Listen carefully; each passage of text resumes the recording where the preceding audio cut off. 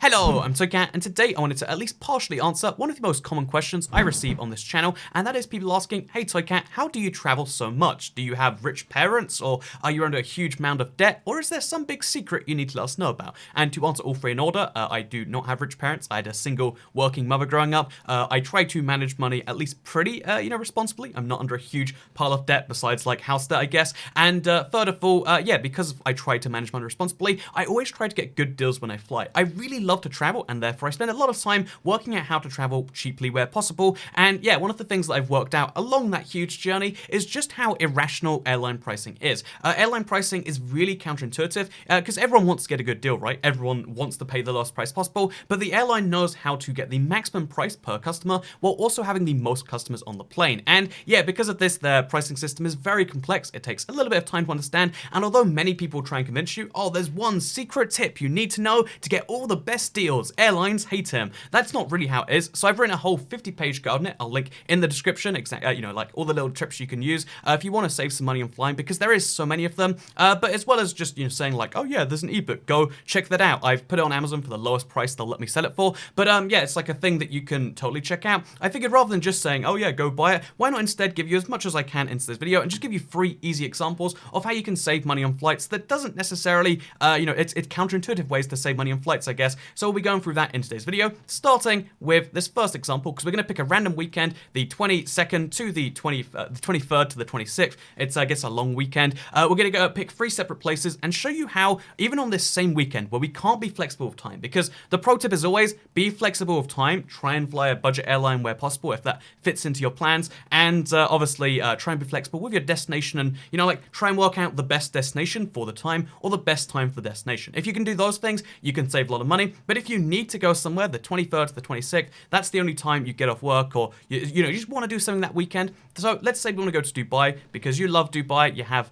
someone you know there, and it's like, okay, you live in London, and to go to Dubai, it's going to cost you 301 with Pegasus, which is a low-cost carrier in Turkey. But if you don't want to go via Turkey, or you don't like low-cost carriers, again, a lot of people either don't like low-cost carriers, or because they're the sort of people who need bags and need meal service and stuff like that, it's like, well, that's not going to work for us. It's like, okay, it's going to be about £328 or 431 if you want to fly British Airways, or somewhere in that kind of ballpark. You can see 330-ish to 400 if you want to fly from London to Dubai. However, if we, if you look at this, again, if we can't be flexible on dates, it looks like we just have to swallow one of these options, like, oh, either 301 or 328 or 431. Those are the only options available to us to date. I realize I'm like taking up some of the airline space. Those are the only options available to us to date, or so it seems, right? But yeah, the truth is, wait, what I'll do is I'll widen this a little bit. And then, there we go. Okay, that was actually surprisingly hard to fix. Anyway, so it's going to cost roughly 330 from London, but it's like, I'd rather pay less than that. It feels like, London to Dubai should cost less. And I think, like, some people might say that's a good deal. Some people might not say it's a good deal. To me, it seems a bit high. So what if instead of going from London to Dubai, you went from Paris to Dubai? And although initially it looks a little bit higher, you're going to find some really oddball routings, especially if you're willing to go a little bit further, even if not to, Paris, for example, but to Birmingham or to another city in the UK. You're going to find some very different offers. So for instance, here Kuwait Airways is £236. That's almost a full £100 cheaper. And given that, budget flights to Paris are very, very cheap, because again, especially around Europe, it's very cheap to fly short hops with any form of budget airline, and you can probably do so for that short little hop, then boom, you can do that. But if you don't want to do that even, you could maybe fly with a mainline carrier, or you could take the train down to Paris, enjoy a little bit of time in Paris, and then get a really cheap ticket from there to Dubai, and boom, you've just saved yourself some money, which although you lose a lot of that to the, the train costs there and stuff like that, you get to see another city along the way, and, basically the savings pay for you to see that city, which to me is always a fun little offer. But even if we take, the other carriers, because you're like, nope, I refuse to fly anyone that's not Air France or Swiss or some major European airline, because there are people like that, for instance, and, sometimes you might have a valid reason, then here's an interesting counterintuitive example of how airline pricing works, because if you want to fly from, Paris to Dubai, for instance, with Air France, it's £347. Again, pretty good for a direct flight from those two cities. But if you want to fly from London to, Dubai with Air France, it's £351. It's £4 more, it seems there. And on most times, a better example would be, for example, if we want to fly from Paris to Paris to Dubai with Swiss, it's £268. But if we fly from Zurich, here you can see the direct flight is more. Even though the exact same flight as a part of that, this flight involves going on that 12:25 flight, the same flight when bundled with another flight gets cheaper, because the way European airlines charge, it's not based on the cost to them, it's based on what they think you're willing to pay for. And direct flights, especially direct flights from premium markets like Zurich, are worth more to the airline. They feel like it's worth more to you, the customer, so they'll charge you more for it. So £315 for this flight, or if you were based in Zurich, you could just quickly hop on the train over to Paris. You'd have to fly right back, but you would get some extra frequent flyer mileage for that, depending on your program, and then also go back there, save some money, maybe see another city, and yeah, you can do a lot of really counterintuitive pricing when prices are pretty low like this anyway. I mean, like, it says low for my trip here according to Google, which is a handy way to see that. When prices are low, this isn't noticeable, but sometimes it can be hundreds of pounds. I've pointed out before how like the Switzerland to Switzerland trip saved a lot of money. There's a lot of really weird pricing you can do by just picking a different city, even if the cities aren't too far apart. And in the form of America, this means like a different hub city. If you're based near an airline's hub, try not to fly that airline from their hub. That is where things are most expensive. Delta is going to be most expensive from Atlanta, for example. American's going to be expensive from I think Philadelphia is one of their hubs. So maybe fly from New York instead. The cities aren't that far away, or fly from Washington. Even though it's an extra couple of hours, to save what could be, again, in peak season, we're talking about hundreds of dollars, pounds, euros, etc. It's a worthwhile investment to me, especially since it means you get to see somewhere else. Again, these flights, they know they can charge for the convenience. The reason Zurich costs more direct is because it's convenient for residents of Zurich, whereas it's not convenient for them to catch the train to Paris, fly back to Switzerland, and then do it that way, even though it's more beneficial for you as the customer if you like traveling. So yeah, if you're willing to go through some extra steps, have a stopover paid for by the savings on the airline, here's a thing you can do, because yeah, that's a fun little fact. Also, since I mentioned frequent frequent flyer credits, when it comes to budget airlines, pricing is really simple across the board. It's, hey, all you've got to do is pay, London to New York costs $150. New York back to London's $200, $350 for the ticket. It's like the cost of a ticket is the cost of the ticket. They almost charge based on their cost, but it still has some ups and downs. But, like a ticket is a ticket. But when it comes to mainline airlines, if you have to fly one of them, generally speaking, that all those rules go out the window. Like the fact that more flights can be cheaper, more indirect flights can be cheaper because they're less efficient. However, a lot of airlines still do their programs, their frequent flyer programs, based on distance and so on and so forth. And this means that you can collect a lot of points by doing something like the inefficient routing, and you can use those points to save some money. If you ever are in a situation like, for instance, London to Budapest, I went to Budapest last month, I want to say. It was a good time. Like Budapest a lot. Hungary's a fun country. But if you want to go to Budapest, it's one of those really popular, I think it's called like a stag's do kind of place. So they know they can charge a lot for a weekend ticket. £243 for a 2-hour 30 flight. Jesus, it's a very expensive flight if you want to fly direct, because they've worked out they can, I guess, and that's what people will pay for the flight. They've done the calculations that it's worthwhile to charge that amount, and that's for the cheapest one, by the way. Like, for a particular time, it's going to be quite expensive. So £243. How can you avoid a cost like that? Well, if you have collected some of those points, which you can do in a whole bunch of different ways, points are often a really good way to. Or you can use the points in really, inefficient spots. Like, if you think to yourself, there's no way I'm paying that much, but I really need to be in Budapest again. This is your long weekend, or, your friend is on one of those terrible things in some European city. What you can do is you can use points. So here's an example. Those exact same dates, 23rd to 26th, you can buy yourself some flights. They're going to cost you 14,000 avios. So again, usually points are worth about a penny each. So here, that'd be what, £175? And we've just saved ourselves roughly £70. That does require you obviously having these, and if you're watching this video, you might not have flown a whole bunch, you might not have access to these sorts of points, but it's a really handy way to kind of like have the benefits stack. Like, if you took an inefficient routing, you can then kind of claim back the money, because every time you fly with any major carrier, like any of the carries on this list right here. Anytime you fly one of them, you're going to get some of this mileage, some of this credit, some of these points. And although they're mostly never used by people, they're mostly never used efficiently, they're often very efficient on short flights because short flights are charged based on demand. Again, it doesn't matter that this, again, crazy example, this is a 2.5-hour flight that costs, almost the same as a like a 7, 9, 8, 10-hour flight in some cases. The fact that they can charge the same is because it's demand-based, not based on any, cost of goods or anything like that. And so for these situations, use a distance-based flyer program like British Airways, and you can save some money. You can even sometimes buy points and even save that way. And yeah, just a little useful pro tip. In case you're curious, this is how I do some occasional things. Like I flew first class once because of these points. If you actually check my recent transactions, I don't know if I should show this off, but you can see like, oh yeah, I went to, I think it was Frankfurt. The tickets were over £100 for it was a Friday or Sunday. Oh yeah, it was 4,500, or it says 3,528 there for some reason. And then also I recently did a ticket into, I think it's into Mexico, out of America, in business for 100,000. Like that's a lot of points, roughly £1,000 worth. But to get something like that for that value, it can be pretty darn good. You have to watch out for taxes and stuff. Like, oh, £35 isn't too bad, but that can stack up. But still, the idea that you can save these points from when you're flying on these weird,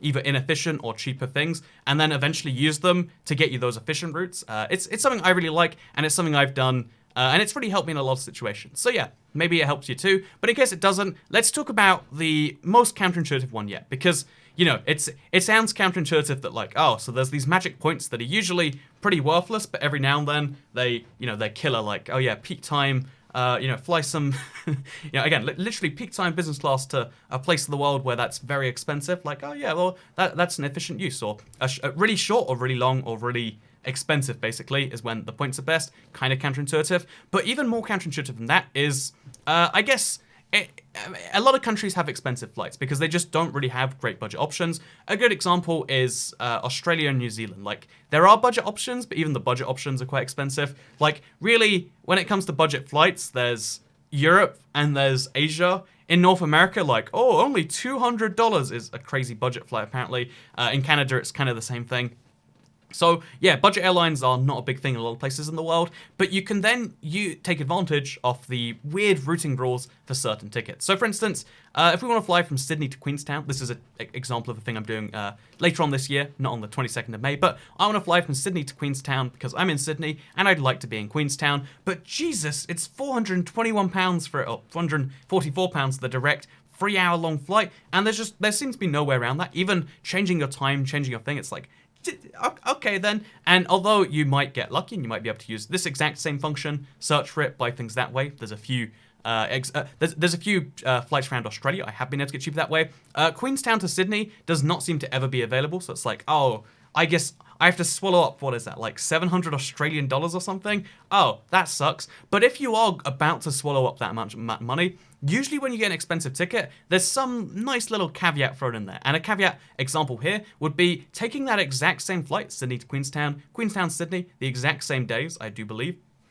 Yeah, they're the exact same days. You can see how, like, oh yeah, this £445 flight can become, very easily, a £455 flight to an entirely other city. We can even mix that up if we want. So we can be like Adelaide, for instance. Like, we can fly there for £23 more than the ticket would usually cost. And in Australia, where flight prices are pretty crazy because there's not really many other ways to get around the continent, it's like, actually, that's a really good deal. If you need to see a lot of it anyway, adding a bunch of extra cities onto the same ticket can be a really good way to save money. Again, I mentioned that I saved money I got it a free stopover in Montreal, basically, because of this, because if it's less than 24 hours, it's often even cheaper than that. Like, if we pick the same day, this might go down in price, for instance. Oh, it went up in price somehow. But, there's a lot of weird examples. And another, a good example of a weird example would be Perth. So Perth to Sydney is a 4-hour flight. It's hundreds of Australian dollars, but it's only an additional, what is that, like £90, 85 or something like that, on top of, it's an extra just under 100 on top of the flight we'd already be buying. So if you needed to go to Perth and the flight prices make you sad and, you don't like the idea of, like, driving for 2 days non-stop across the endless wilderness, then that can be a way to do that for cheap. This is still very expensive. This is why flying around America, Canada, and Australia in particular are very expensive and probably should be avoided. That's why I haven't seen so many of the cities in the interior of, the US yet, and same with a few Canadian, Australian cities that I just won't be able to see because they're crazy expensive. That sucks. That's something I'd like to see fixed. But in the meantime, if you need to go somewhere, if you really want to, if you're willing to bite that bullet, you can often soften the blow. You can often, make it a better thing because, oh yeah, well, this is free, all separate flights, all with the same airline, and because it is a one world carrier, I get all the fun benefits. So there will be a video. I will show off how interesting that is. But yeah, just kind of a fun, goofy little fact. Also, it should be mentioned that sometimes it's cheaper just to pick another city. Again, in Australia, it's not so easy to just drive to another city. But like, oh yeah, Melbourne to Melbourne to Queenstown is actually, oh yeah, it's like, that's a direct flight that they do, so it's actually faster and better and cheaper if we just wanted to do the direct, and we're willing to go to Melbourne instead of Sydney. But yeah, when it comes to certain places, South America's the same. All the normal rules go out the window. They just decide, we can charge you whatever you want because either you'll go with us or you won't fly, and we're fine with you deciding not to fly. We'll take emptier planes so we can charge. What would this even be in like Australian dollars? Let's find out real quick. AUD. In Australian dollars, this is 734. Like, I know, like, in Australia, like, the average wage is, like, super high, but surely, tell me this, if you're in the description, tell me, sorry, in the comments, tell me if you live in Australia, if $700 seems a bit unreasonable to go to New Zealand, or if to you, you're like, that's proper good deal, mate. Sorry, now you can hate me. It's fine. I did a terrible accent, and I deserve all the hatred that's coming. So yeah. Anyway, with that said, these are just free basic tips. You see the point that like even to go through free tips, it's taken us 16 minutes because the reasons behind it is fascinating. The why is fascinating. The how is fascinating. But the real advice here, is always if I can give one tip. Be flexible with your destination. Be flexible with your, even your origin if you can, because it can save to be flexible just on the origin of something. Like Dubai is really cheap right now, but if we pick a place that's gonna be expensive, I'm gonna guess like New York City on that weekend, right? Maybe, probably. Then your origin can be a really important changing factor. Sometimes it's pretty cheap to go. Maybe I'll go to New York. I did say I wanted to go there. I want to try some American fast food. Toy Cat might fly to New York now, but like, it's typical for the trip. But you get the point that like, on these expensive tickets, there's often a loophole way out because some airline somewhere is trying to get your business, and the trick is try to be the cheapest customer for the airline. Every airline wants a few, cheap people to kind of just pay for the fuel bill, and then they make their profit on the rest of the customers. You can be the profit horse, the cash cow, the whatever you want to be, or you can be the person getting the cheap tickets. And that's always my philosophy, and now you understand a little bit how to do it. But yeah, if you're willing to be entirely flexible on destination, time, etc., there's a few websites you can follow that give you flight deals. A lot of people have mentioned in real life, like, oh, there's like that guy, I think he's called like Jack's Flight Club or something. There's a few examples of the same thing, like email lists, and they do a lot of like BS, like, pretend organic social marketing. So it seems like, I'll just pay $7 a month and then I'll get the good flight deals. And it's like, there's a bunch of free websites like, this isn't my thing, but if you want to go on a holiday, like go to Gran Canaria or New York Getaway or Rhodes, I actually don't know where Rhodes is. I assume it's a Greek island. Or like Benidorm. Yeah, you want to go to Benidorm? 5 nights for £280, including a water park hotel. So like, here's an example for that. One I like and recommend would probably be like, there's a Forum Fly Talk. Like, these are good ones for the mileage too. So like, oh yeah, well, not only is it a really good deal, but also you'll get a bunch of those points, which can later be used in the same way. There's a lot of places out there. You can find, again, just Google like good flight deals once a day or something, and you might find somewhere amazing you want to go. Because again, the difference between New York and Budapest on the same weekend can be very little extra. And if you're spending £243 anyway, unless it is like a friend's like wedding event or something, why not just go to New York? Why not just do it? Why not? So there, that's my tip for today. Why not just go to New York, I guess? Or why not just go to there's gonna be let me think a good example. Like, why not just go to I don't know, Kuala Lumpur, like somewhere you could get like really far away for a similar price, I reckon. Like, yeah, why not go to Kuala Lumpur? Why not go to Bangkok? It's, £100 more, but you're going literally 6 times further to a place that's, I would say, like in terms of difference from the culture in the UK or in terms of Western Europe as a whole, like, like Bangkok would be a fun there. Or, like you can then combine that and be like, oh, well, from Paris to there, it's like 350. You know, the point is like, if you're willing to go down the rabbit hole, if you spend some time on Skyscanner or Google Flights or anywhere like that, you can find these deals too. And if you want to know some more things, then plug, you know, you can check out my book in the link down below. Even if you don't care about particularly buying it, like, that's fine. Again, it's the cheapest price that Amazon lets me sell books, and, you know, still take a percentage of the money.